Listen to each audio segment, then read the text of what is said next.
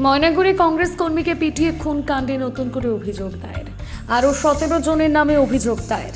জলপাইগুড়ি জেলা police super Umesh খান্ডবাহালের দপ্তরে এসে লিখিত অভিযোগ দায়ের করলেন মৃত কংগ্রেস কর্মীর স্ত্রী স্বপ্না রায়।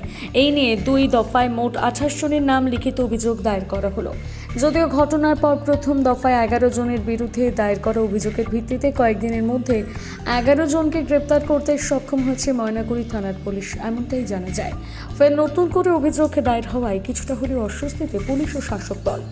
অপরদিকে ঘটনা প্রসঙ্গে তৃণমূল নেতা অমিতাভ চক্রবর্তী কি জানিয়েছেন শুনব।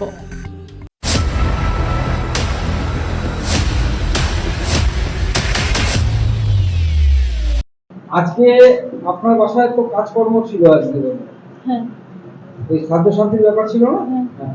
সেগুলা করবার পর আপনি কোথায় আসলেন? জলপাইগুড়ি কোথায় জলপাইগুড়ি কোথায় আসছেন? জলপাইগুড়ি এসপির কাছে এসপির কাছে? একটু জোরে বলেন, জোরে বলেন।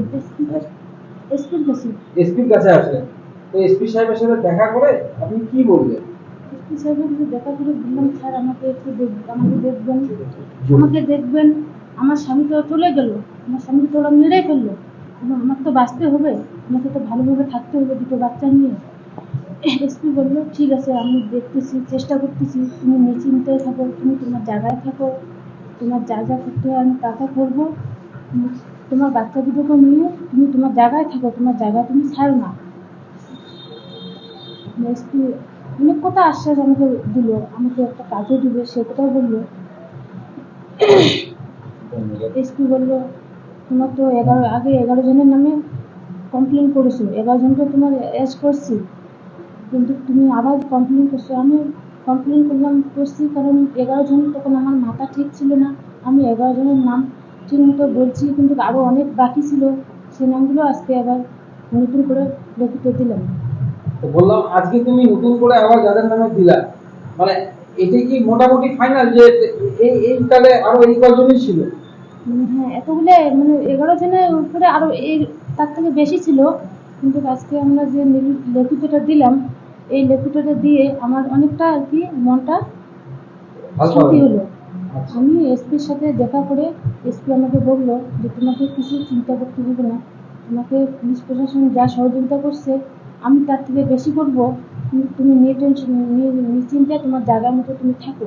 এখন সেটাও বললো যে তুমি এখন কোথায় থাকবে কোথায় থাকবে না সঠিকটা আমি বলতে পারতেছি না, কিন্তু আমি বারবার ভয় পাচ্ছি আমার ওই জায়গায় আমি এখন কেমন করে থাকবো। আমার দুটো বাচ্চা দুটোকে আমি ভীষণ ভয় পাচ্ছি। একদিকে আপনার 11 জন যার নামে প্রথমে আপনি অভিযোগ করছিলেন, সেই 11 জন তো গ্রেপ্তার হয়েছে, এখন নতুন করে আরো 17 জনের নামে অভিযোগ করলেন, তো তারপর কি মনে হচ্ছে আপনি কি ওই জায়গায় মানে থাকতে পারবেন? পুলিশ আপনাকে সেই আশ্বাসটা দিল? আশ্বাস দিলে, কিন্তু আমি ভয় পাচ্ছি। হ্যাঁ। আমার বাচ্চা দুটোকে নিয়ে আমি যদিও থাকতে চাচ্ছি, আমার বাচ্চা দুটো থাকতে চাচ্ছে না, আচ্ছা। কারণ আমার বাচ্চা দুটো সবসময় ওর বাবার কথাই ভাবতেছি, হ্যাঁ। আমিও ভাবতেছি এটা তো আমার ভুলে যাওয়ার কথা না, সবসময় আমার চোখে ভাসতেছে। তো পুলিশের এই যে কাজকর্ম, এতে কি আপনি আশ্বস্ত না অন্য কিছু যাবেন? আশ্বাস তো আছে, কিন্তু আমি আবার চাই যে আমি যে আসামির নামে আজকে কেস করলাম ওই আসামিগুলো আবার শাস্তি হোক, আমি চাই ওদের ফাঁসি হোক। আমার স্বামী যখন ওরা মেরে ফেলছে আমি চাই ওদের ফাঁসি হোক, আবার জেলে ওরা ঢুকে যাক। আর কিছু আছে বলে? হ্যাঁ, ঠিক আছে। নবদেব, আজকে এই সাংবাদিক সম্মেলন ডাকার কারণ? নমস্কার আপনাদের সবাইকে। আপনারা সবাই জানেন যে ময়নাগুড়ির হঠাৎ কলোনি অর্থাৎ দক্ষিণ খাগড়াবাড়ি এলাকায় আমাদের দলের কর্মী মানিক রায়, তাকে নৃশংসভাবে গাছে বেঁধে পিটিয়ে হত্যা করা হয়েছে এবং এক শ্রেণীর দুষ্কৃতী, সমাজবিরোধী এবং মূলত তারা এই রাজ্যের শাসক দল আশ্রিত, তাদের মদতে এবং প্ররোচনায় এই ঘটনা ঘটেছে, যা নিন্দার ভাষা নেই। এবারে এই ঘটনা 24 তারিখ যখন ঘটে, তার পরবর্তীকালে 25 তারিখ মানিকবাবুর স্ত্রী স্বপ্না দেবী তিনি একটি অভিযোগ ময়নাগুড়ি থানায় জমা করেন এবং স্বাভাবিকভাবেই উনি যেহেতু একজন সাধারণ মহিলা এবং উনি চোখের সামনে দেখেছেন যে ওনার স্বামীকে কি নৃশংসভাবে হত্যা করা হয়েছে এবং উনি নিজে বা নিজের সন্তানদের জীবন ইত্যাদি রক্ষা করতে সমর্থ হয়েছেন। এটা যে কোনো লোক বুঝতে পারবেন যে ওই সময় তাকে যদি জিজ্ঞাসা করা হয় যে কার কার নামে অভিযোগ রয়েছে, ওনার পক্ষে এককভাবে কিন্তু সবার নাম মনে রেখে বলাটা সম্ভব নয়। আর উনি নিজেও সে অভিযোগপত্র যে প্রফেশনালি যারা লিখেছেন সেখান থেকে সেইভাবে এই জায়গাটা উনি তৈরি করতে পারেননি। পরবর্তীকালে উনি আমাদের কাছে জানিয়েছিলেন যে আরও বেশ কিছু লোক, যার মধ্যে অনেকজন প্রভাবশালী রয়েছেন, যারা ওই এলাকার মূলত এই অসামাজিক কাজকর্মগুলিকে নিয়ন্ত্রণ করেন, যারা মানিকবাবুকে বিভিন্ন সময় ধমকেছেন, চমকেছেন, যারা মানিকবাবু ওখান থেকে চলে যাওয়ার আগে পরে প্রায় যে 18টা মামলা, সেই মামলাগুলোর সঙ্গে বিভিন্নভাবে যুক্ত এবং ঘটনার দিন ওই স্থানে উপস্থিত ছিলেন, এমনকি মূল অভিযুক্তও বটে। এমনকি এরকম বেশ কয়েকজন রয়েছেন যারা তাদের পদের ক্ষমতা প্রয়োগ করে, পদমর্যাদা প্রয়োগ করে মানিকবাবুকে ওখানে ডেকে আনার মতন কাজও করেছেন, যে মানিকবাবু ওখানে থাকবেন, চলে আসুন, এই যে ব্যাপারটা, তাকে নিরাপত্তা দেবেন, এ ধরনের কথা বলেছেন। কিন্তু অথচ হত্যার সময় তারা সেই ঘটনায় সম্পূর্ণভাবে যুক্ত, যারা ওখানকার স্থানীয় প্রশাসনের সঙ্গে এবং স্থানীয় যে শাসক দলের যে রাজনীতি তার সঙ্গেও যুক্ত। এই মানুষগুলির নাম তিনি দিতে চান। স্বাভাবিকভাবেই একটি অভিযোগপত্র দায়ের হয়েছে, ইতিমধ্যে পুলিশ গ্রেপ্তার করেছে তাদেরকে। আমরা দলগতভাবে বা ওনার শুভাকাঙ্ক্ষী হিসেবেও আমরা এটা সাধুবাদ জানাচ্ছি যে এত অল্প সময়ের মধ্যে এতজন গ্রেপ্তার হয়েছে। কিন্তু কিছু যাদের নামে অভিযোগ হলো তারা গ্রেপ্তার হলেন, আবার দেখা গেল একটা বড় অংশ যারা অন্যতম মূল অভিযুক্ত তারা বাইরে রয়ে গেলেন, এটা হতে পারে না। তো সেই জায়গা থেকে দাঁড়িয়ে স্বপ্নাদেবী আমাদের কাছে বলেছিলেন যে এই অভিযোগটা কিভাবে করা যায়। আমরা সম্মানীয় পুলিশ সুপারের কাছে সময় চেয়েছিলাম এবং উনি সেই সময় দিয়েছিলেন। স্বপ্নাদেবী নিজে এসে আজকে সেই অভিযোগপত্র জমা করেছেন, যেখানে আরও 17 জনের নাম উনি দিয়েছেন। এর মধ্যে প্রথম যে 4 জন আছেন তারা একদম ঘটনায় সরাসরি যুক্ত, বাকিরা সেখানে উপস্থিত থেকে গোটা প্রক্রিয়াকে মদত দিয়েছেন, কিন্তু প্রথম 4 জন একেবারে সরাসরি যুক্ত, সেটা উনি বলেছেন। এই অভিযোগপত্রে উনি আরও বেশ কয়েকটি খুব গুরুত্বপূর্ণ কথা এখানে তুলে ধরেছেন, যেটা আগের কমপ্লেনে কোনো বর্ণনামূলক ছিল না, যা হয় উনি সেখানে সেটা বলতে পারেননি। যে এই যে ঘটনা, ওনার স্বামীকে যখন হত্যা করা হয়েছে, বুকে পাথর দিয়ে আঘাত করা যে ব্যক্তি বা গলা টিপে ধরা যে ব্যক্তি, তাদের নাম, তার বর্ণনা এবং সবচেয়ে বড় কথা তার যে একমাত্র মোবাইল ফোন যেটা তার স্বামীর কাছে ছিল, সেই ফোনটার রিচার্জ থাকা সেই ফোনটাও কেড়ে নেওয়া হয়েছিল, যাতে অন্য ফোন যেটা তার রিচার্জ ছিল না, যাতে সে যোগাযোগ করতে না পারে, কারোর সঙ্গে যোগাযোগ করা না যায়, সেই ডিটেলসগুলো যেমন দেওয়া হয়েছে। নিরাপত্তাহীনতার একটা বিষয় তো আছেই, কারণ নিরাপত্তাহীনতা, উনি ওই জায়গায় থাকছেন, পুলিশ ওনাকে আশ্বস্ত করেছে, ঘর বানিয়ে দিয়েছে, আমরা পার্টির লোক যাচ্ছি, সবাই যাচ্ছি, সব ঠিক আছে, কিন্তু উনি ওনার স্বামীকে হারিয়েছেন, এই নির্মম পরিণতিটা উনি চোখের সামনে দেখেছেন। তো স্বাভাবিকভাবেই নিরাপত্তার একটা বিরাট প্রশ্ন এখানে জড়িত। উনি এসপির কাছে বলেছেন যে ওনার নিরাপত্তা সুনিশ্চিত করার জন্য, এসপি ওখানে আমি নিজে ছিলাম, এসপি সাহেব বলেছেন যেটা সুনিশ্চিত করা হবে, উনি যাতে ওখানেই থাকবেন। এসপি বলেছেন যে আমি এটা বলছি না যে উনি কোথায় থাকবেন, সেটা ওনার সিদ্ধান্ত, কিন্তু উনি যদি ওখানে থাকতে চান তার জন্য যা পুলিশি অ্যারেঞ্জমেন্ট, যা ব্যবস্থা পুলিশ সেটা করবে, ওনার কোনো রকম সমস্যা হবে না। এবং ওনার তো শুধুমাত্র আজকে পরিস্থিতি মিটে গেল তা তো নয়, ওনার খাদ্য, বস্ত্র, বাসস্থান ইত্যাদির ব্যাপারগুলিও রয়েছে। এসপি সেটাও আশ্বস্ত করেছেন যে সরকারি যাবতীয় যা পরিষেবা আছে, উনি অলরেডি সম্ভবত ডিএম ম্যাডামের সাথে কথা বলেছেন, সেগুলো অ্যাজ সুন অ্যাজ পসিবল ওনার জন্য চালু করার সেই ব্যবস্থা সেটা উনি করবেন। আরেকটা বিষয় আমরা বলেছি যে আগাম ইনফরমেশন ছিল, থানাতেও কমপ্লেন হয়েছে, বিভিন্ন জায়গায় কমপ্লেন হয়েছে, তারপরেও কেন, এবং বাড়িতে পুলিশ গিয়েছিল তারপরেও এটা আটকানো যায়নি, এই বিষয়টাও একটু তদন্তের আওতায় আনা দরকার, সেটাও এসপির কাছে লিখিতভাবে জানানো হয়েছে। এসপি বলেছেন যে গোটা ব্যাপারটা তিনি তদন্ত করছেন, উনি এখনও তো চার্জশিট করেননি, উনি এখনও গোটা প্রক্রিয়াটা কমপ্লিট করেননি। সুতরাং উনি আশ্বাস দিয়েছেন যে সম্পূর্ণ তদন্ত হবে, ইতিমধ্যে 100% অ্যারেস্ট হয়েছে এবং বাকি অ্যারেস্টটা যাতে হয় সেটাও আমরা চাইছি।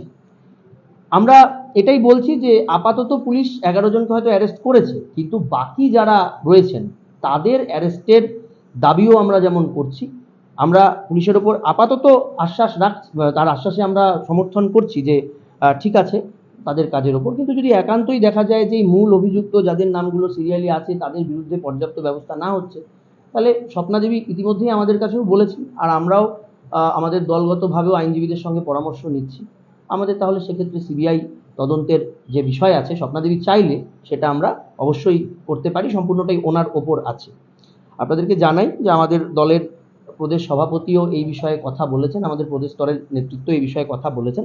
স্বপ্নাদেবী নিজে অভিযোগ করেছেন, পুলিশি তদন্তে আমরা কিছুটা হলেও আস্থা এখন রাখছি, স্বপ্নাদেবীও নিশ্চয়ই সেটা তার কথা বলবেন। কিন্তু যদি দেখা যায় যে পুলিশ তার কাজ করতে পারছে না, তাহলে কিন্তু আমরা সিবিআই তদন্ত আদালতের কাছে চাইব, এটাই হচ্ছে আমাদের বক্তব্য।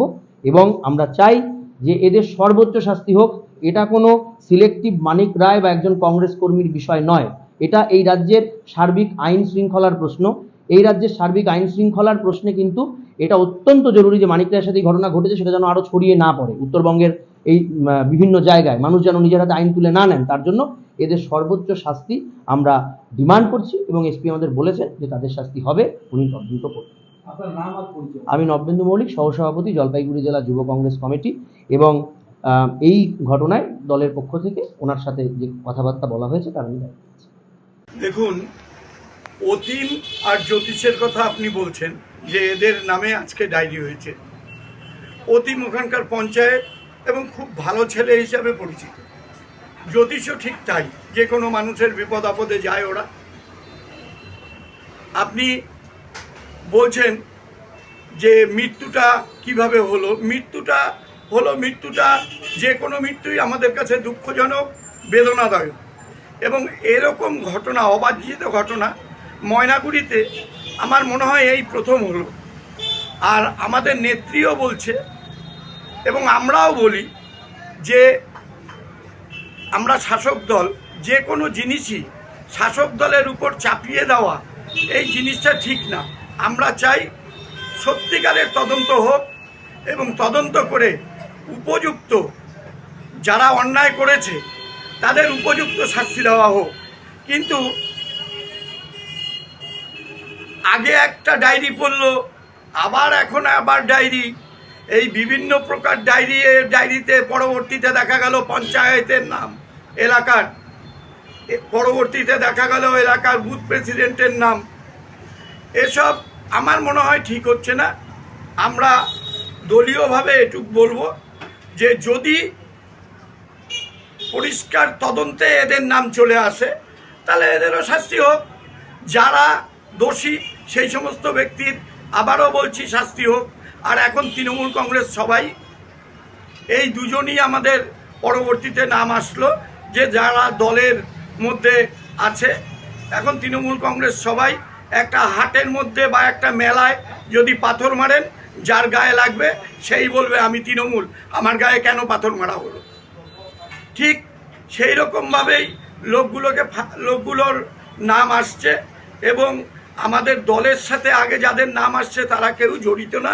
আপনি যে দুটো নাম বললেন এটা সত্যি যে তারা আমাদের পঞ্চায়েত, দলীয় পঞ্চায়েত এবং একজন আমাদের বুথ সভাপতি। তবে এরা এলাকার সমস্ত রকম ভালো কাজের সাথে যুক্ত। আমি তৃণমূল কংগ্রেসের এখন টাউনের কাউন্সিলর হয়েছি। আগে আমরা এলাকায় থাকতাম এবং এদের সাথে আমার ভালো সম্পর্ক ছিল। এখন হয়তো সময়ের জন্য তাদের সাথে যোগাযোগ করতে পারি না।